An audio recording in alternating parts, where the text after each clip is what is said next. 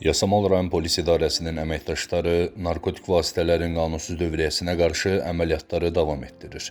Növbəti tədbir zamanı əvvəllər də analoji cinayətə görə məhkum olunan 24 yaşlı Əlağa Novruzzadə saxlanılıb. Onun üzərindən və yaşadığı evdən çoxsaylı bükümdə ümumi çəkisi 20 kiloqram 486 qram, tərkibinə zərərli maddələr əlavə olunan marixuana və narkotiklərin satışında istifadə edilən elektron tərəz aşkarlanıb. Əlağa Novruzzadə narkotikləri sosial şəbəkədə tanış olduğu, şəxsiyyəti istintaqla araşdırılan İran vətəndaşının göstərişi ilə əldə etdiyini bildirib. O, bükümlərə ayırdığı narkotik vasitələri paytaxt ərazisində müxtəlif ünvanlara yerləşdirərək bu barədə foto və video çəkilişlər vasitəsilə İranlı narkotacirə məlumat verib.